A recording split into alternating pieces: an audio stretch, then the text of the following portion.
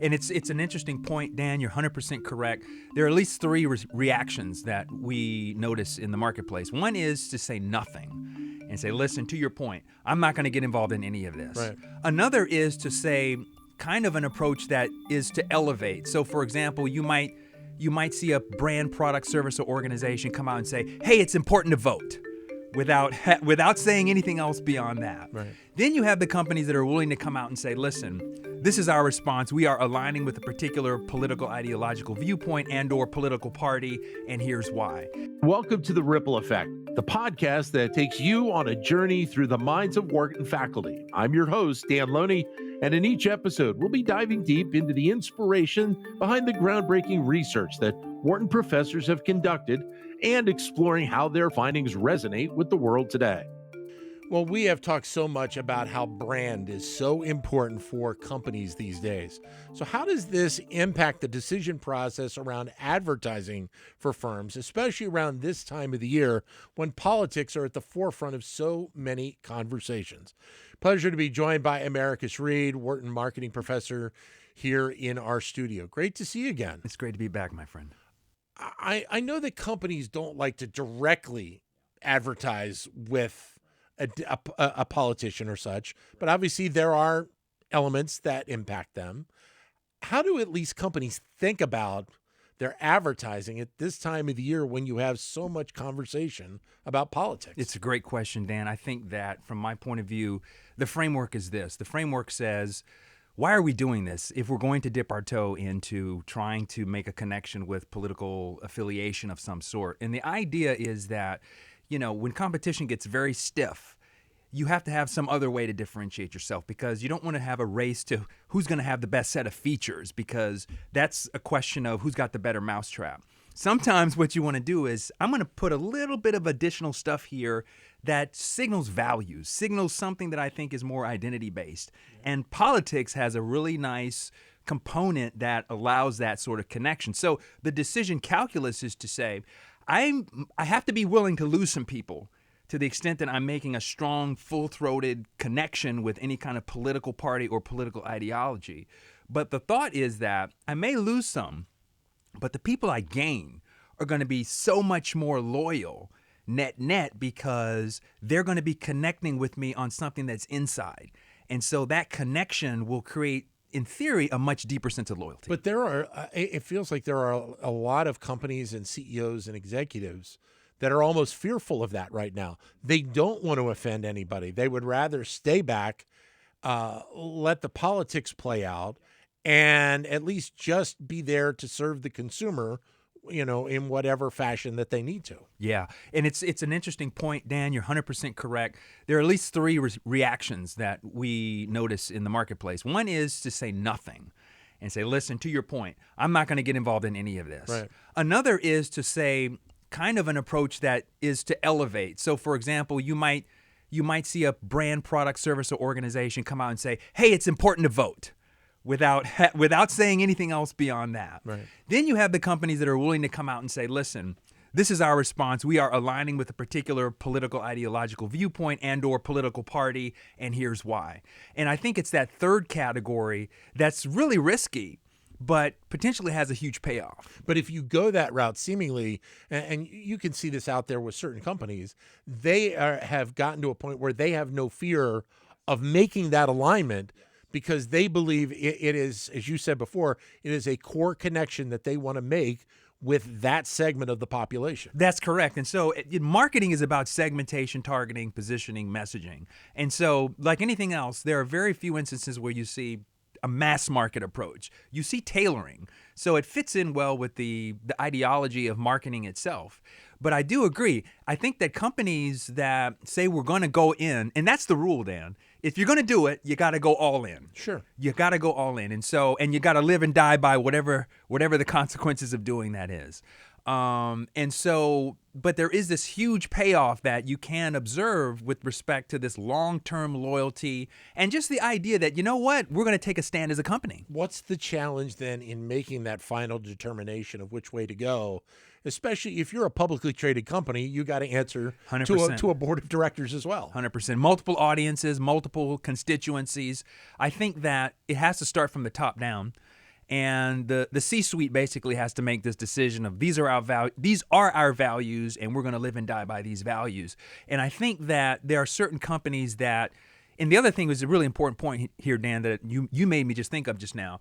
It's also related to your footprint. Like, what is your history in this space? So if you're a Ben & Jerry's and you've always sort of been dipping your toe in making some kind of political or ideological statement, that's fine. You've got the track record.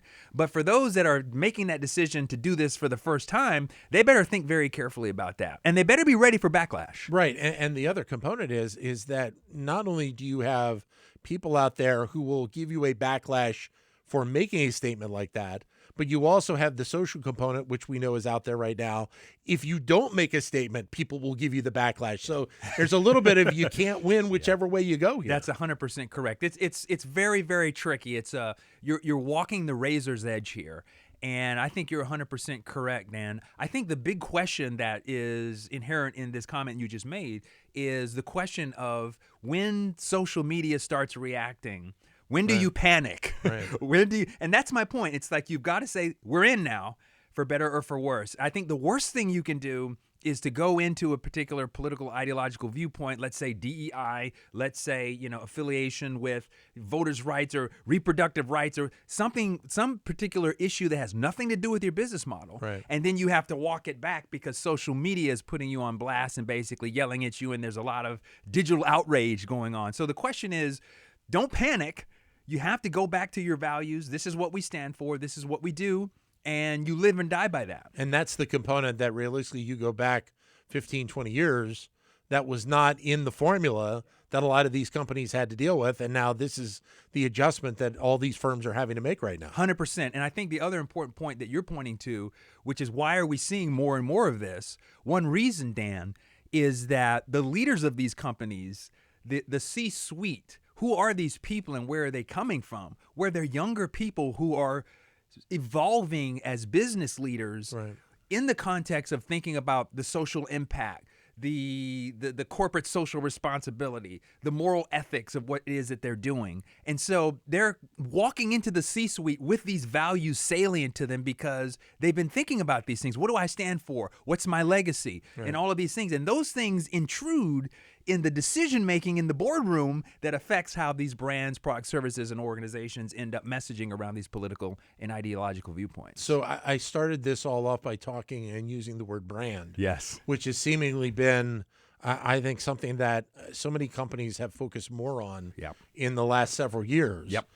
So how much then does that thought process of brand have to factor in when you think about a company and the success that it has or the potential failure that it has in knowing that the brand could have a significant impact? Yeah, that's a great point. I think what's going on here is that there has been an explicit decision to say that we're going to define our brand, at least in some part, vis-a-vis these issues. And so if you're a Levi's, for example, you might say, listen, what we're going to take a stand on some issue, let's say, has nothing to do with how we make the jeans. But someone's made the decision that we want to make that part of our brand. Just like Ben & Jerry's, it's like there's milk, cream, and sugar in there, but there's also this other stuff that they're putting in there. And the whole idea is that if, they're basically philanthropists and social activists who make ice cream. So they're like, listen, if you're eating my ice cream, you're affirming some part of who you are. And that's a very powerful aspect because if competitors show up and say, hey, I've got a better tasting ice cream or it's cheaper, you will, as a loyalist to Ben & Jerry's, will say, no, thank you, because you're asking me to change who I am and not just switch a product. Does that make sense? So that's part of the brand in some respects. So there has been probably an element of this attached to companies for a long period of time. It just hasn't received the publicity 100% that it has in the like. Certainly, corporations give to different charities, different organizations, have connections. Obviously, we know that a variety of different executives give donations to politicians all the time. Yes. But now, going back to something we said before, all of this is kind of laid out on the table, and there is no kind of under the radar scenario to this. That's 100%. I love that point, Dan, because it points to something that's changed that is affecting all of this. And that's the idea. You said it. social media allows every single individual to be a point of contact in real time for brands, products, and services and organizations. And so they're out there documenting and interacting with brands, co-creating brands, and putting information out there in social media. And so from that point of view, they're involved in this entire process, and they're helping shape that brand. And so they're out there, they can put you on blast in a half a second. Yeah. So, if you're a Bud Light or a Target, or you're making these kinds of decisions, you have to understand that this is the consequence of this, because consumers are part of this conversation now. And so, that's an important sort of control you have to give up as a brand if you're going to dip your toe into these kinds of things. So the Bud Light case, obviously, I think is kind of an interesting one, because I don't think many people were expecting that type of a campaign from a company like Bud Light, but they were also probably weren't expecting to see the reaction there was. And so then the interesting thing becomes the next step by the company of how they earn that trust back with the general public, not just a segment of the population. That's exactly right. And that's really hard, Dan, because again, the idea of backtracking, walking back, and basically almost saying, hey, I made a mistake doing this, is much worse than just going full-throated and saying, like, this is what we stand for, and, take it or leave it. There's a kind of consistency argument there. And so, I think the big issue is that, like, how do you come back from these sorts of things if they blow up in your face? And it's really hard, because what we often observe is that you make it worse for both sides. So you end up making both sides not like you because you're trying to serve two masters, and that's a mistake. We're talking with Wharton marketing professor Americus Reed. So in your conversations with students then in the last few years, what are they telling you about how they view a lot of this? Because they are the decision makers 10, 20, 30 years down the road. Yeah, I love that question, Dan. They are the decision makers. They also are going to be the people in the C-suite, to your point. And they're thinking about this. They tell me all the time. That's one big difference. I've been at the Wharton School for 25 years. When I first started here, there was very little discussion of legacy, impact. It was all about, let's go to Wall Street and make a lot of money. Sure. Now it's very different. It's like, what am I going to do? What are my values? What's my why, to use Simon Sinekian terms? And then thinking all about this kind of stuff. So I'm seeing that as well. I'm also seeing a lot of students tell me, Dan, that if it comes down to two choices and they're pretty much the same, that this could be the difference between choosing a particular product over another, because it's sort of like, hey, there's an ideological connection here. This represents my values. I can reaffirm my values, so I'm going to choose this thing over this other thing that's quite similar. And so then that, I would assume, plays out in kind of the political realm as well, which I guess to a degree goes into that tribalism we see play out in politics right now. It's 100% correct. And I think that the political piece is very difficult, to your point, Dan, because you're literally making a decision of if you're going to go into this, you're basically saying, I'm willing to alienate half the population in the United States. Right. And so you better have done that analysis to say, your customer well enough, and this is something that's pretty important to them in terms of expressing these values and so on. I'm going to go back quickly to your point that you said about the notion that consumers are involved in this process and there's open transparency. Sure. This is huge. And I love that point, Dan, because consumers now there are websites where you can go and look at all these companies, where are they making their donations? So, Sure. right? So it's all out there. Yeah. So if you're going to do this, you have to be super consistent with respect to not only your history, but like, where's your money going? All of these resources that are getting deployed potentially to these different political PACs and or donation opportunities, all that's going to be observable by the consumer. And the worst thing that you can do is to be caught where it's inferred that you're basically doing this as a kind of a cash grab, right, just rather than something that's authentic. So then the being upfront about your beliefs and the CEO's beliefs and the C-suite's beliefs, that does have a connection to how the company is perceived. 100%. Here's the other thing that's interesting to your point, Dan.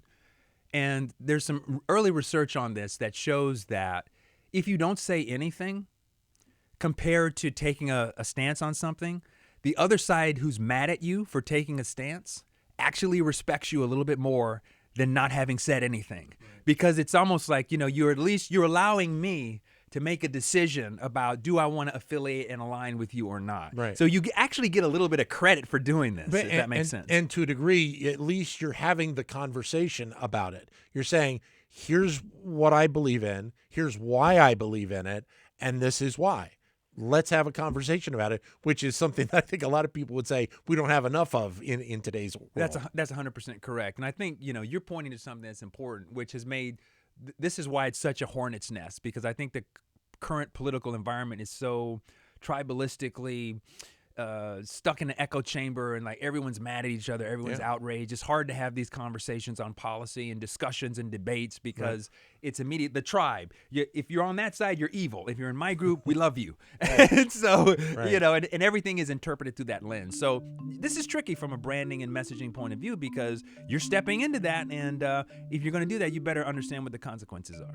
Thanks for tuning in to part 1 of our special 2-episode series with Wharton Professor Americus Reed on branding and elections. We hope you found the discussion insightful and engaging. Don't forget to join us next week for part 2, where we'll dive in deeper. Until then, stay curious and keep learning. See you in the next episode. Thank you for listening to The Ripple Effect. We hope you found this episode informative and engaging. Don't forget to subscribe and leave us a review so that we can continue to bring you the best insight from the Wharton School.